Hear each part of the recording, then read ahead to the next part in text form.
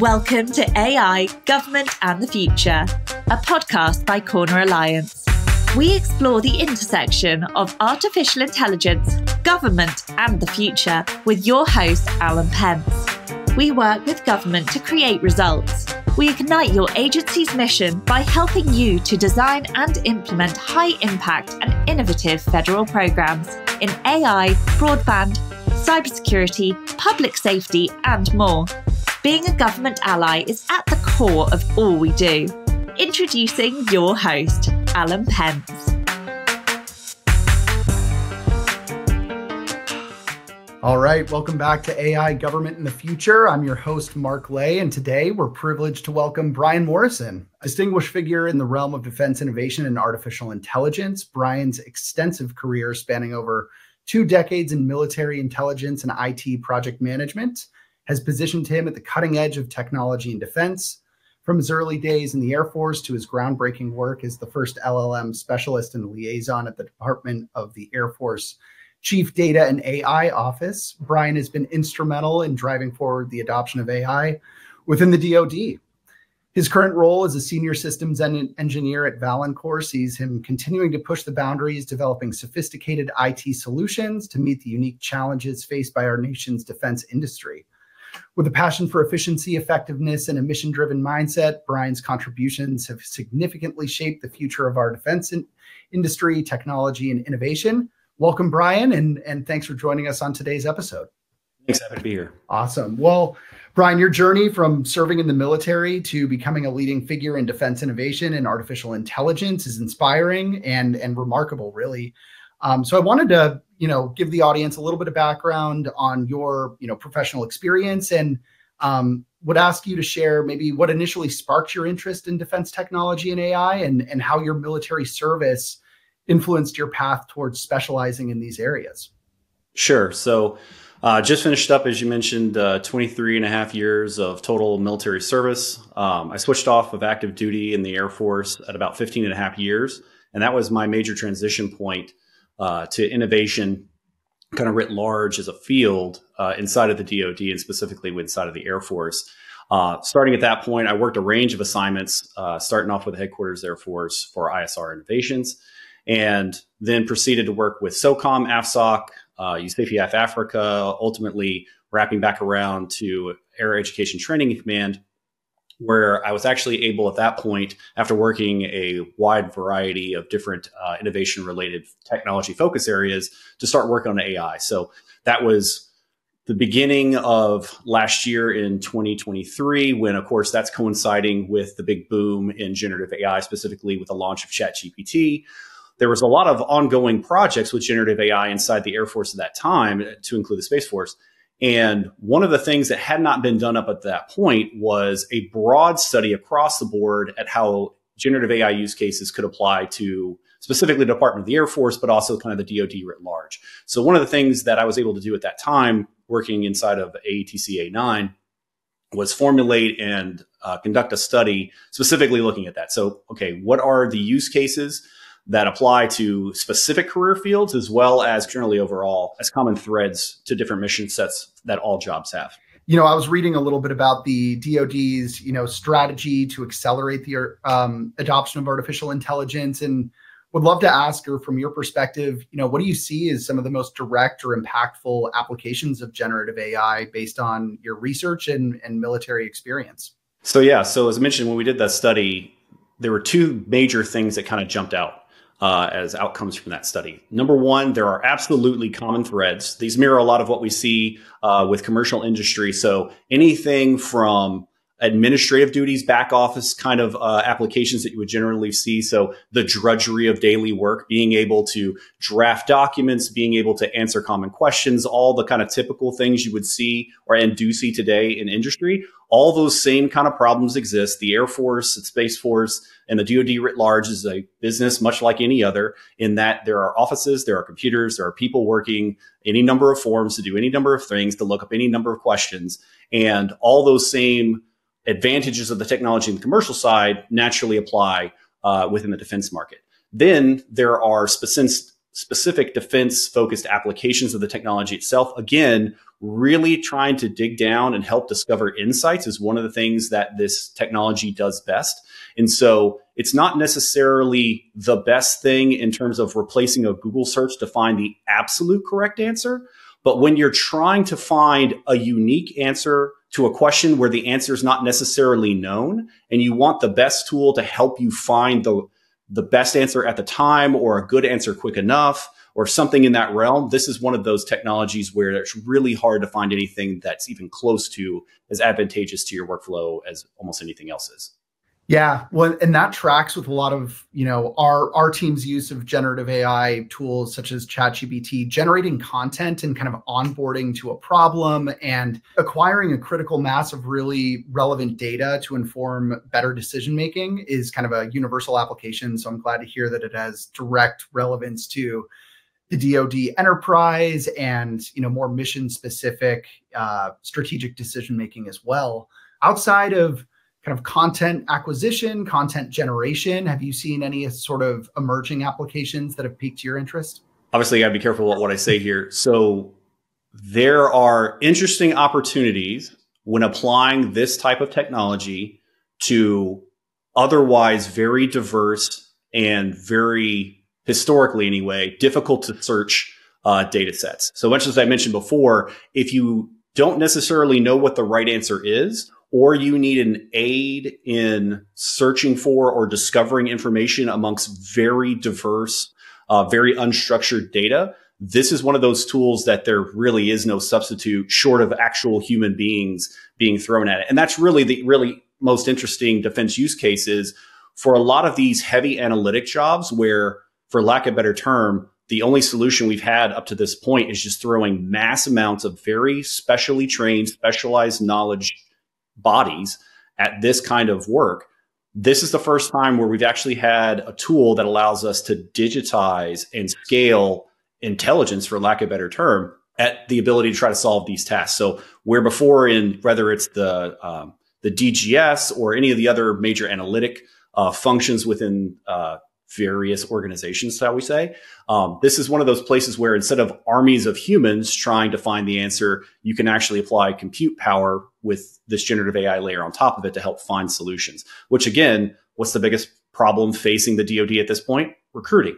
So this is literally the only tool that provides an interesting opportunity to help solve that personnel crisis at scale for the kind of near future to midterm. I think you touched on some, important ethical considerations or ethical boundaries around the use of artificial intelligence. And, obviously defense systems and the entire DoD enterprise is inherently a very sensitive workplace. There's a lot of high stakes decision making that's going on there. And there's a tremendous amount of complexity with decision making and the size of the organization. And that does bring in some complex ethical considerations that need to be accounted for. So I guess from your experience, Brian, how is the DoD balancing the aggressive advancement of AI capabilities with, ethical boundaries and accountability mechanisms, or kind of a measured rollout of integrating this with such, high stakes decision making? Well, first and foremost, I can say from firsthand experience, the name of the game is caution and security. If anything, there is more frustration within the Department of the Air Force and really DoD writ large at the speed of the rollout. But I can tell you again, firsthand, the primary driving force behind all that is caution and security. There is a lot of bureaucracy that goes into reviewing, approving, and ultimately securing any computer system or any weapon system that's ultimately utilized within the Department of Defense. And this technology is no different in terms of the considerations that are given. If anything, it's given extra scrutiny due to the sensitivity and kind of potential that this technology kind of brings writ large to the force. And so the last 2 years, as this technology in the commercial sector has boomed, there has been an equal but very diligent effort on both the policy and security side to make sure that literally any application of this technology within the force is done in a very controlled, very well planned, very secure way.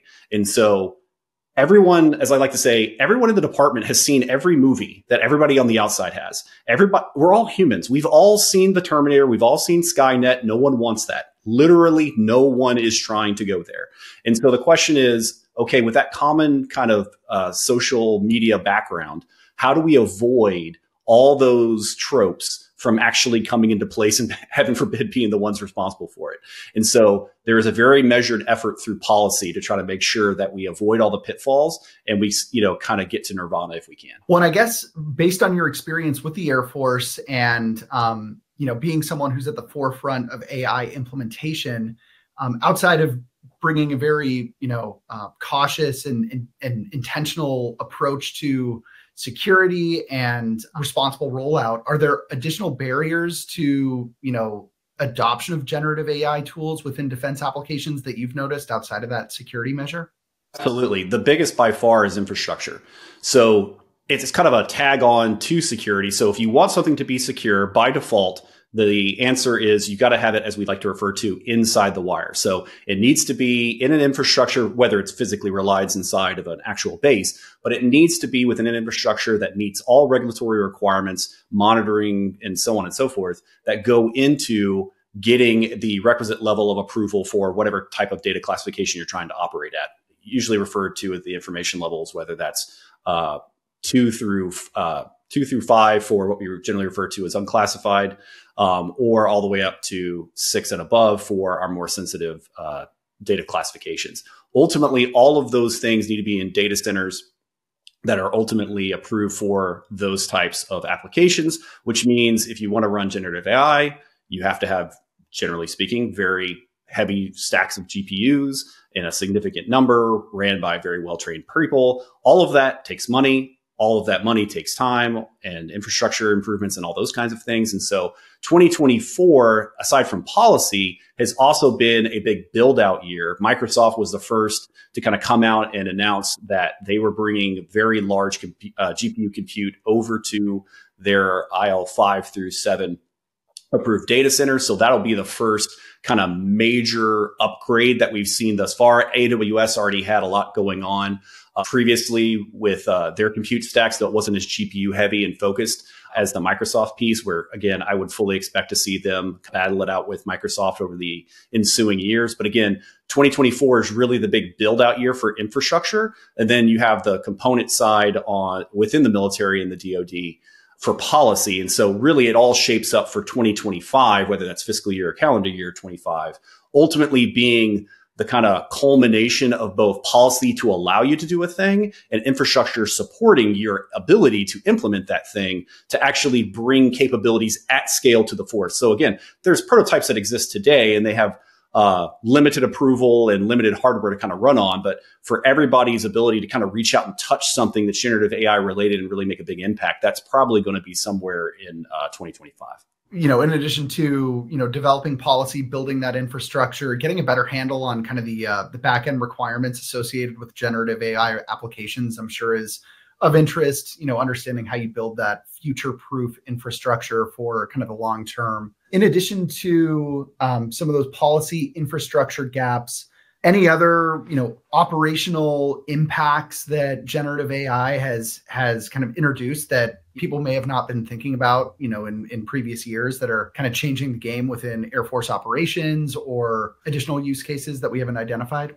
Oh, sure. I mean, really, one of the most surprising that we actually got an amazing opportunity to demonstrate, or that we got to see demonstrated this week, was at NVIDIA's conference. So a lot of people kind of up to maybe 3-4 months ago, maybe a little bit further back, really regarded large language models as this textual operation of this thing we were going to use to generate just text.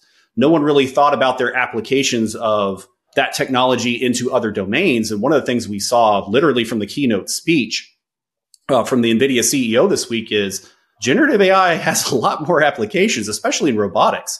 And I've got a good friend who's a senior engineer over there, and you would be absolutely amazed. I mean, truly to the point of, if you want to talk about Terminators and Skynet, like you can very clearly see that arc kind of coming in terms of where this technology can go in relative to autonomous robots. But that's the kind of key thing here is generative AI is really more about unlocking intelligence at scale. And so where would you want to put intelligence? Naturally, if you're going to manifest it in the physical world, it's going to be more than just interacting with it on computer screens. It's going to be interacting with it through some other kind of mechanical means, in which case robotics are the first platform there. So where we used to kind of regard autonomy completely separate from generative AI, we're realizing now that those are kind of converging paths. And that's another thing that we'll probably see not only evolve in the commercial market, but as we kind of go through 25, 26, 27, and further out, we'll start to see that mergence of those technologies together to really have, again, some really amazing effects. Because again,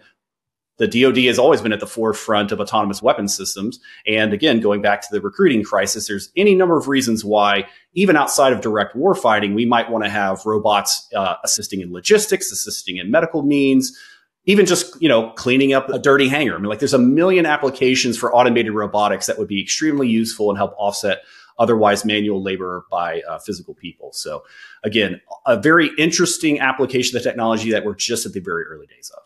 I think it's great that, there's a synergy between the commercial industry, advancements of, AI supported hardware, AI applications, and, based on, a lot of in commercial industry or in the civilian space, a lot of previously non-compute or communications intensive industries, traditionally, automotive manufacturing, critical infrastructure at the city or state level, they're having to outfit their, hardware or capabilities with communications and computing assets. And so I was wondering if the DOD or the Air Force has seen any sort of cross-domain convergence of generative AI applications. The DOD operates on land, air, sea, space, cyberspace.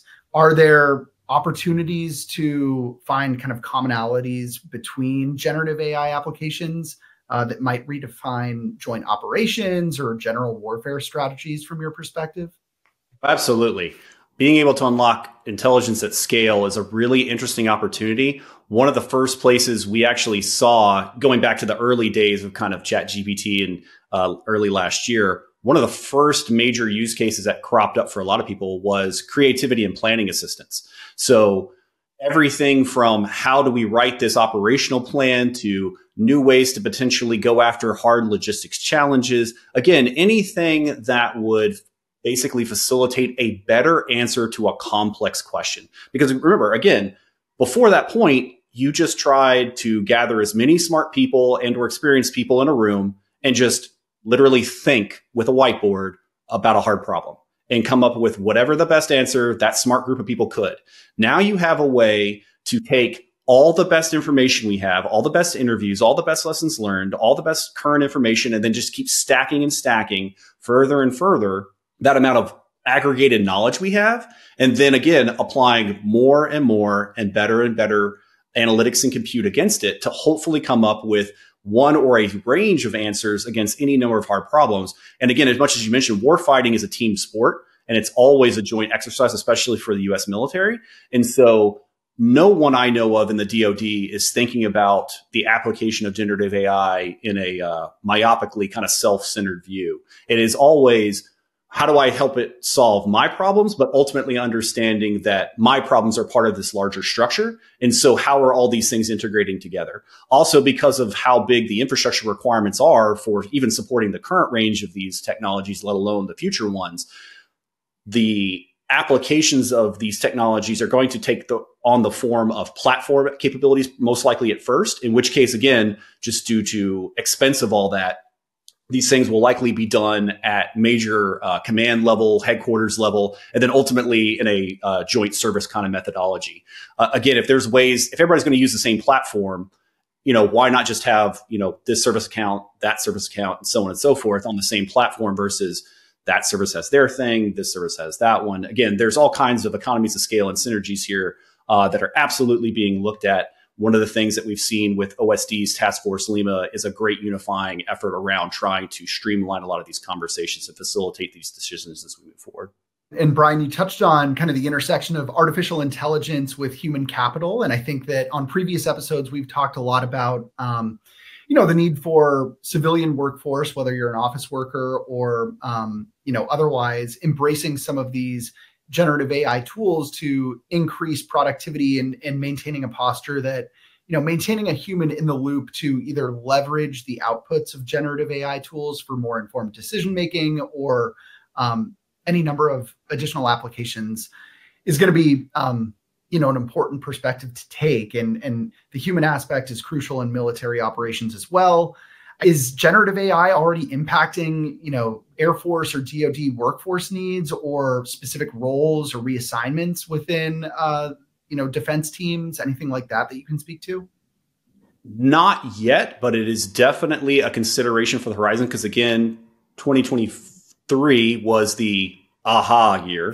2024 is the policy and build out year, and 2025 is really the implementation year, if you want to think of it in simple terms. So until you get to the implementation period, you're really not going to have major impacts in terms of realignment of personnel.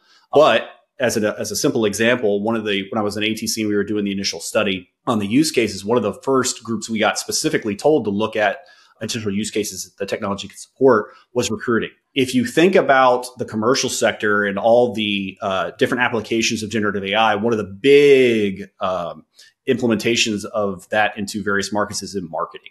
Well, all the great things that you can use generative AI for to facilitate marketing, that's what recruiting is fundamentally. It is, we are marketing a job, a lifestyle, an organization to a specific cohort. And so all the great things that marketing can do there, or generative AI can do with marketing, can also serve those same types of functions to assist recruiters. And recruiting has, regardless of year, every single instance of recruiting has always been a hard sell and hard to recruit recruiters into that field, let alone train them and get them to operate at a high level of efficiency. So we already know for a fact, just due to the less sensitive nature of that job, that is, we already know recruiters are utilizing that as best they can within the existing policies, utilizing that technology to kind of help themselves make good social media posts, help reach in and write various email outreach campaigns and all those kinds of things.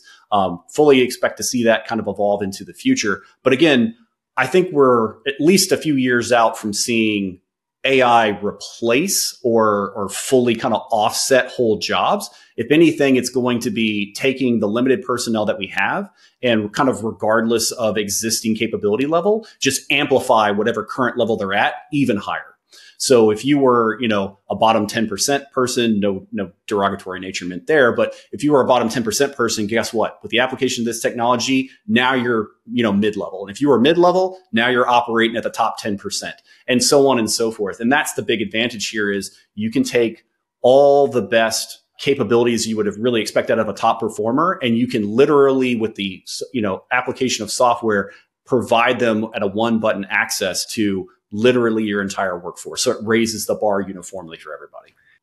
Brian, well said. I mean, I think that, we've used ChatGPT and other generative AI tools, like I mentioned before, for content onboarding for folks operating in a new, civilian mission space or industry and trying to learn some of the operational considerations or trends and drivers affecting their, client or their organization's, operating picture. I think leveraging some of these tools for training purposes, or as you mentioned, in terms of a top performer, providing prototypical training data to inform the development and continuous improvement of relevant prompts for generative AI tools. There's certainly a positive, reinforcement feedback loop there that has a lot of exciting, potential benefits for workforce development, within the defense environment and within the civilian workforce as well. I guess in terms of government's role supporting AI innovation, and I guess we can start maybe with the international perspective. The race for AI superiority is not confined to the United States, neither is warfighting or defense innovation. How does international collaboration or competition in generative AI influence, Air Force or DOD strategies? I guess, are there any lessons learned, cautionary tales that, you and your teams have taken to heart when observing international advancements in AI that you could bring to bear here in the United States? One of the biggest things is we've obviously, as the U.S. military has been involved in combined operations with various foreign partners through any number of operations across the years. So we're well experienced in terms of multinational warfare in any sense. There's all kinds of lessons learned that come out of that. Chief among them is you want to plan early and often, especially with your friends. And so we've been in conversations since the very early days of getting started with machine learning, let alone now with generative AI. And we also understand, especially when you look at kind of all major Western countries, but especially Five Eyes partners, they all their militaries operate so similar to ours. Now, obviously, they may have different equipment, but in terms of the functions, they're near peers. And so they have essentially the same use cases within their military departments as we do. And so there's an opportunity there, whether that's through utilizing common data structures, utilizing common analytical platform capabilities, and all those types of things that kind of go into that, into leveraging the economies of scale that any of those countries have to offer. So like case in point, one of the best commercial generative AI model developers out there today is Mistral. Mistral's based out of France. France happens to be one of the major NATO partners. And so there's a lot of potential usage of the French Mistral models for potential NATO applications.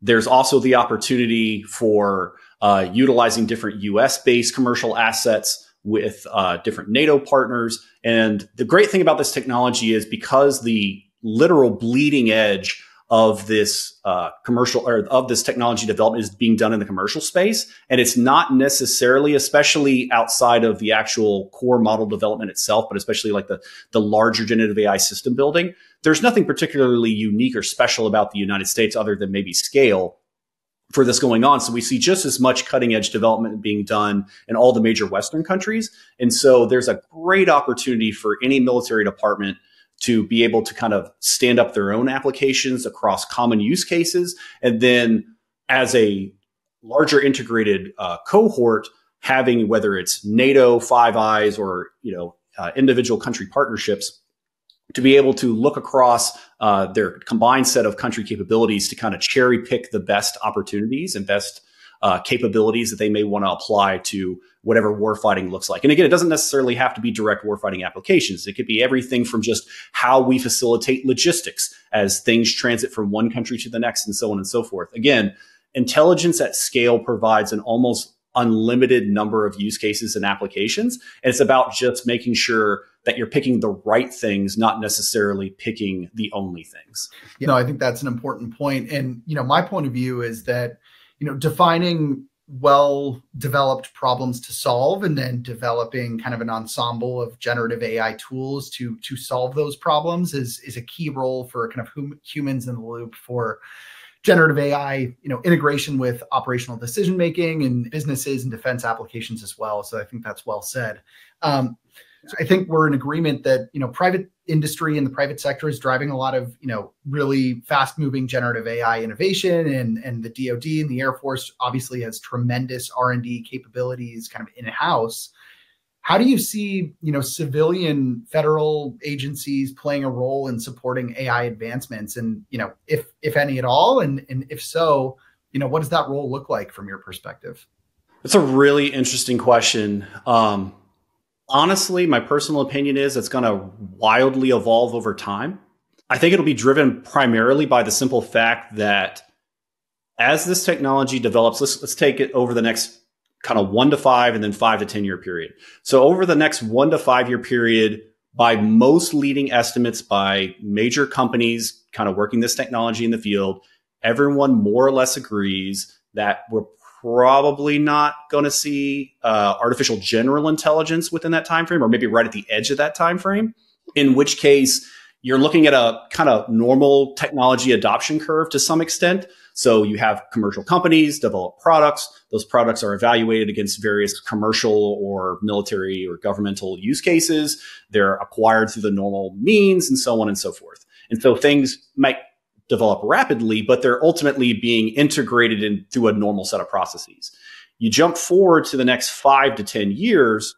If we get to a point, and again, all leading experts say more or less, we're going to get there probably at least 5 years out, somewhere in maybe 10 to 15 years, but somewhere in that 5 to 10, maybe 5 to 15 year period, we're going to reach a point where somebody, and it's going to be somebody by all measures right now in the commercial space, that is going to develop artificial general intelligence. Once you reach that point, it is not a far leap to go to artificial superintelligence.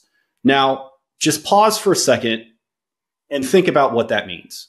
If you go and look at anybody's estimation of what artificial general intelligence would be capable of, let alone artificial superintelligence, you have to at least acknowledge the fact that that capability will be somewhat on par in terms of impact, not necessarily physical, but in any number of other ways, will be similar to any major other technological offset technology. So whether that's stealth technology, nuclear power, so on and so forth, that will have been developed by a commercial company. Regardless of whatever country that company is in, what is the government of that country supposed to do? Are they supposed to just let a civilian organization control that? Let's just assume it's somebody in the United States.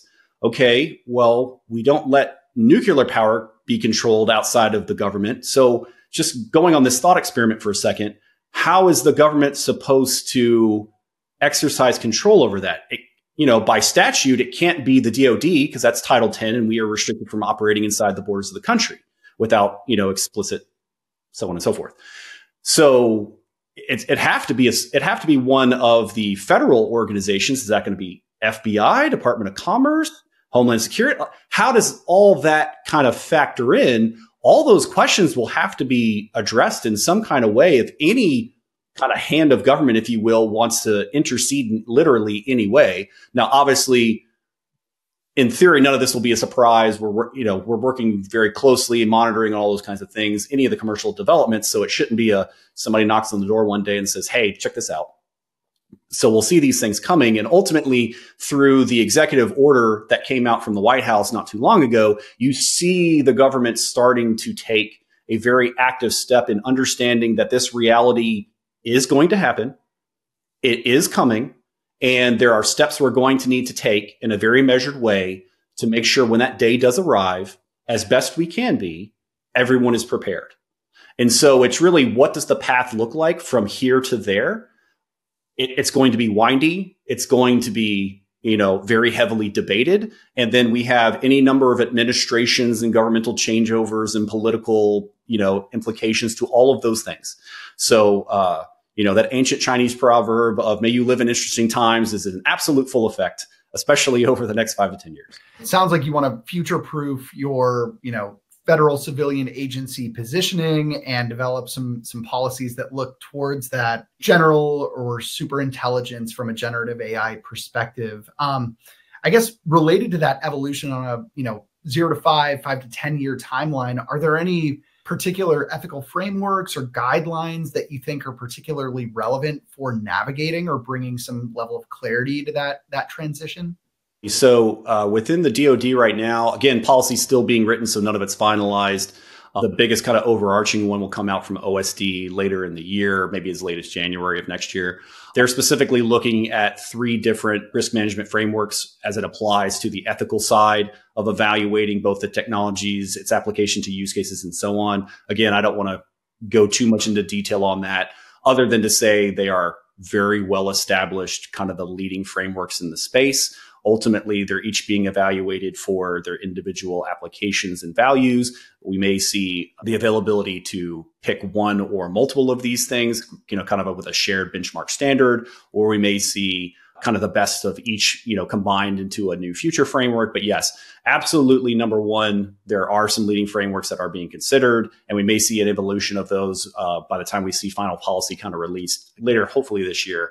But ultimately, everyone is taking ethics, especially with this technology, extremely seriously, to the point to where we have, chief AI ethics officers for individual services now, let alone the applicable policy supporting frameworks for those positions. So it's one of the first times we've seen kind of major ethical considerations before the technology has even been applied to the battlefield, let alone had any kind of dramatic effect on the battlefield.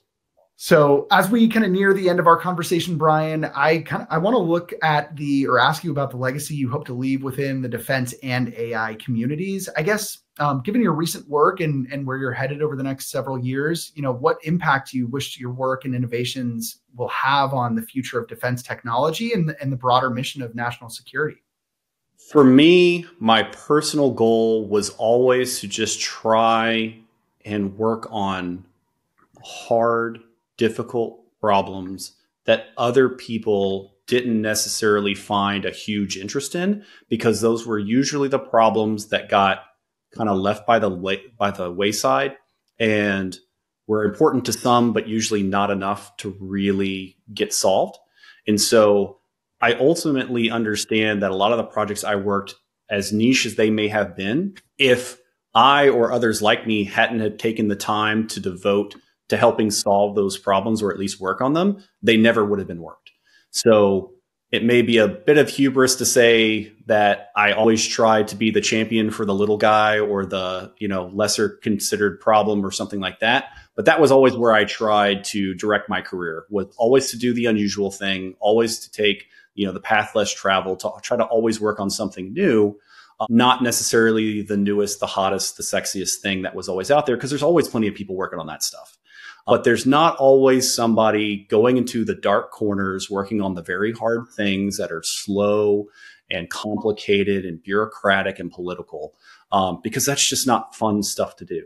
But if you're willing to do the not sexy, unfun stuff, and you're willing, most importantly, to work at it over and over again, regardless of effect, day after day, eventually you can make a real positive impact, even if it's just for a small group. But you'd be surprised. It usually ends up being a lot more people than you expect. And I've had the absolute honor and privilege to get to do that, as well as have that honor and privilege afford me the opportunity to work with some of the absolute most amazing people in the entire world, let alone the defense industry. And honestly, that's been the best and biggest honor of my career, is not what I got to do. It was the people I got to work with. And that has been absolutely amazing. And I view as the greatest gift I ever got in my career. As we close, looking at any advice that you may have for aspiring innovators, what advice would you give to, aspiring engineers, policymakers looking to kind of get a foothold in the AI space and work to drive some of the innovations and value creation offered by generative AI tools? How can the next generation contribute meaningfully to this ever evolving and quick moving industry that we work in? The biggest lesson I've had from over the years, because again, I've got a chance to work in a range of different technologies, and I can tell you for a fact, one thing is absolutely true. Most people will tell you, when looking at whatever the new hotness is in terms of technology of the day, they will tell you, oh, well, I can't really make the big dent because insert, event or time frame here, I came too late. It's already past the point of taking off, and I can't do this or I can't do that. And they'll come up with a range of excuses. If anything holds true, it's simply this. There is always some new technological evolution, some new technology, some new opportunity, some new organization, any number of things that are going to happen tomorrow, the next day, the day after that. All you have to do is be willing to do the hard work. That is simply it.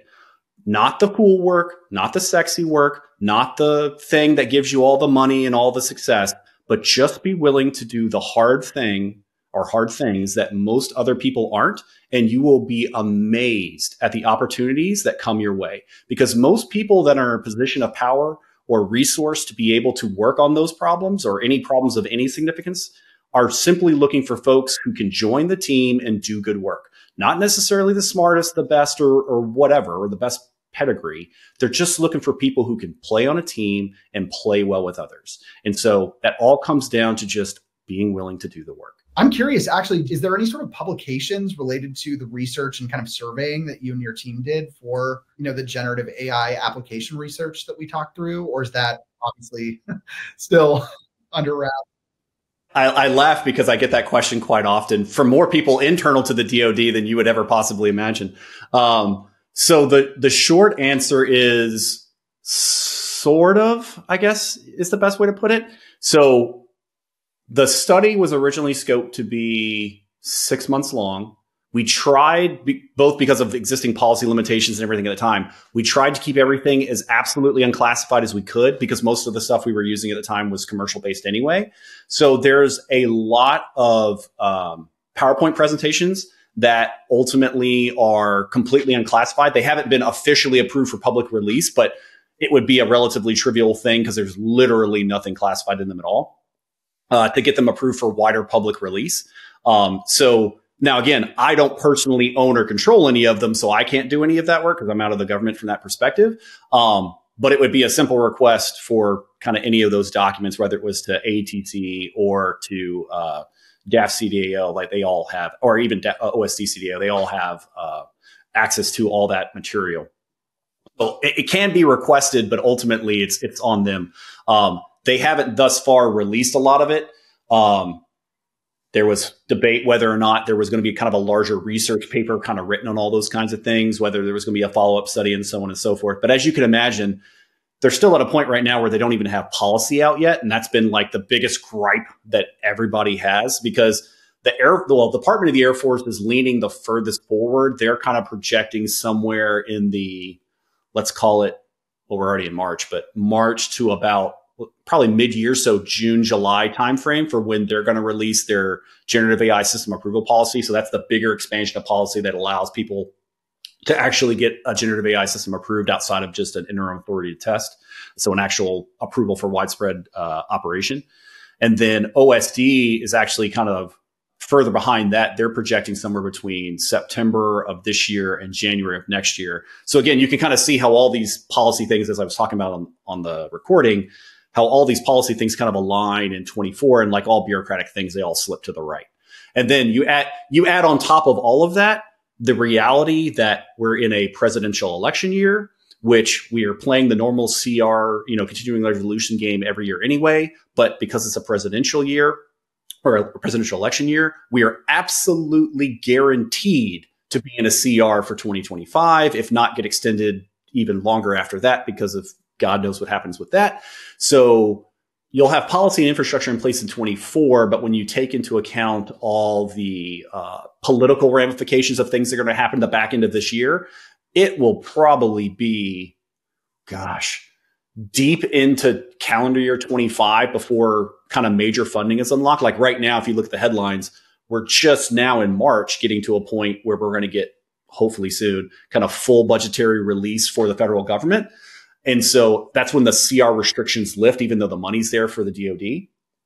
So you're probably next year talking about April or May, and that's being conservative, honestly. So you kind of get the idea here. I mean, it could be the back half of fiscal 25, let alone the back half of calendar 25, before you see a large enough budget to actually purchase at scale, whether it's licenses, hardware, or any combination thereof to kind of do major efforts. So in terms of like major operational deployment of stuff, I mean, it could be 26 before you see that kind of thing. And then, of course, you have what happens with near peer conflicts and all those kinds of things that just layers all these things on top of it. And of course, none of the technology development slows down during that period either. So yeah, it's just a lot of really interesting converging issues all coming together at the same time. So really what I'm looking forward, what I'm nervously anxious about, I guess you could say, is really what happens between 2026 and let's call it 2030, because that's when kind of everything hits a crescendo, whether it's political tensions, whether it's geopolitical tensions, technology development, all of those things kind of really all converge at that point. And so that's the interesting question mark for everybody. Great. Thank you, Brian. I think that's a great place to end. Well, we really appreciate your time and look forward to a conversation in the future at some point, and we'll be monitoring your work moving forward. Thanks again, Brian Morrison, and we'll talk to you soon. Thanks so much. AI, Government and the Future is brought to you by Corner Alliance. To find out more about Corner Alliance and how we work with government to create results, visit our website at corneralliance.com. And then make sure to search for AI Government Future in Apple Podcasts, Spotify and Google Podcasts, or anywhere else podcasts are found. And click subscribe so you don't miss any future episodes. On behalf of the team here at Corner Alliance, thanks for listening.